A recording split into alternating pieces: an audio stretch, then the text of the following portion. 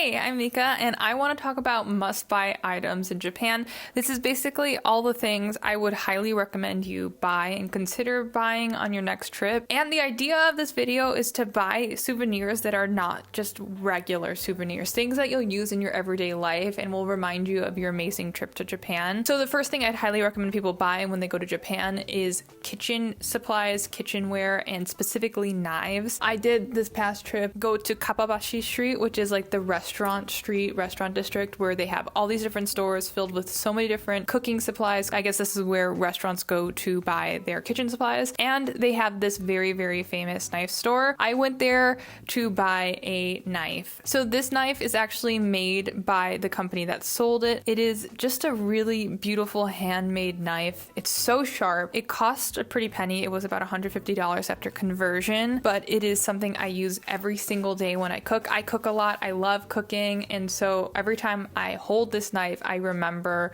my little trip to Japan. I think buying very functional pieces that you use in your everyday life is a beautiful reminder of your trip, and it's something functional, and it's not something that just collects dust and you like hide in your basement. It's something you'll use every day, or hopefully every day, and I think that's what makes a souvenir and a little memento from your trip beautiful. Now, the next items I think you really should buy when you go to Japan is obviously tea and matcha. I've talked about this in a previous video, but Japan is the holy grail for a lot of this stuff. And when I was in Shizuoka, I did do a tea farm tour, so I did buy many different teas directly from the farm, so it's really special. I would recommend you also looking into teas, special green teas, and if you can, buy directly from the farm, even though I know that can be very difficult, but there are many stores in Japan that have different options. I also went to Uji, Japan, and bought a bunch of different matchas, so that is also something everybody recommends, but I also recommend because it's just great and it's high quality and cheaper than if you were to buy it in the US or abroad. Other things regarding tea,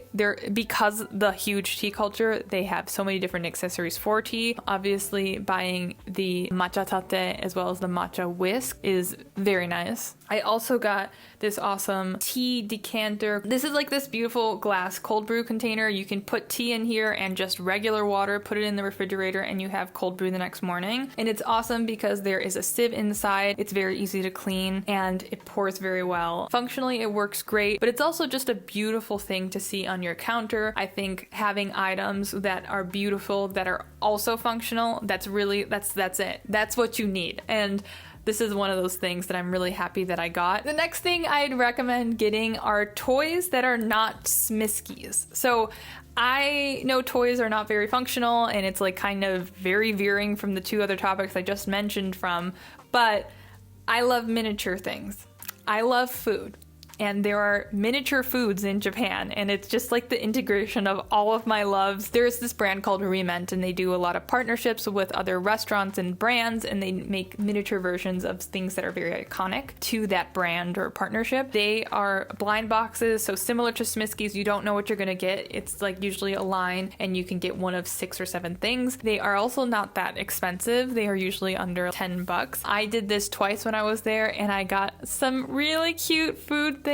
I am a food lover through and through. I love cooking. I love eating. That's part of why I love traveling so much.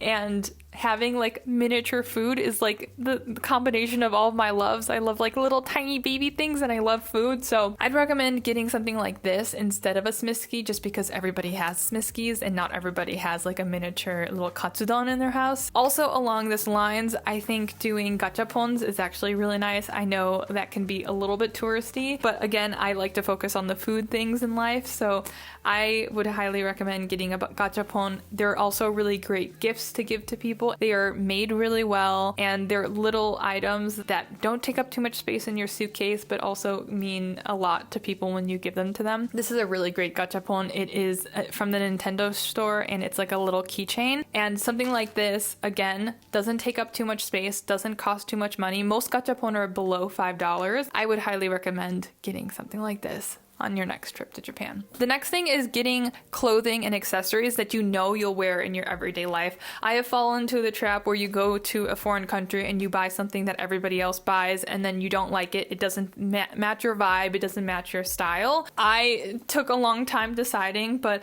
I got this red little Coach handbag that I wear all the time. It is also very quintessentially Japanese because of the small handbag, the little handle instead of like a crossbody or whatever. This color is awesome. It adds so much to my wardrobe. I mean, look at this outfit right now. Like, it adds so much to this. I love the size. It is so small, but it's also so big. It holds so much, and I love carrying this around. It is on the more beat up side, but actually I like that because I don't feel so bad wearing it around and beating it up myself. Also, along that vein, if you're gonna buy something that is a little bit more expensive, make sure you will be using it all the time and make sure it's like a higher quality item. So this is the Shupatto bag. I've talked about this in many videos. I use it all the time, especially when I'm traveling. It is so light. It is actually really easy to fold up, which is very hard to say about every other fold up bag. The material is much better than like other stuff you can buy on the market, and it fits so easily in so many bags. This has kind of been like my setup recently, and recently as in like the last while. I always carry this bag, and I always carry that little mini bag inside, and it's just so easy and simple, and I love it. And the last thing I'd recommend getting is like media. I would recommend when you're in Japan going through some bookstores or thrift stores, seeing what kind of media they have. I did go to a couple of thrift stores where they had vintage records, Japanese records, and I kind of regret not getting some. But outside of that, I would recommend getting like books and magazines. So Japanese magazines, I think we hear about them a lot now. They're like a very like hipster thing to partake in. This is an old Fudge magazine, 2022, so not super new. Aesthetically, they're just really pleasing and engaging. I actually refer back to this a lot when I'm editing. I try to get inspiration from how they cut and how they overlay and how they use colors even. So from a fashion perspective, yes, I use it all the time to like refer to, but also from like an editing and outside inspiration thing, I love using this as well. Also, these magazines can be used for more than just like a season, right? Like, this is from 2022, and I still think everything in it is very new, very modern, very inspiring. So I just say, like, if you do go to Japan, like, consider purchasing media and like magazines and things like that. I think there's things that will stay with you for a very long time, give you inspiration, and that's it. Yeah. So that's everything I think you should buy when you're in Japan. Again, these are not things that you need to buy. These are things and more like guiding principles, hopefully, to help you buy souvenirs that aren't just so souvenir-y, right? So I hoped you liked this video. If you did, let me know in the comments below what you bought in Japan. Let me know what you would like to buy in Japan, and let me know what kind of stuff you want to see next. I'd really like to hear back from you. So thank you very much, and I'll see you. Bye.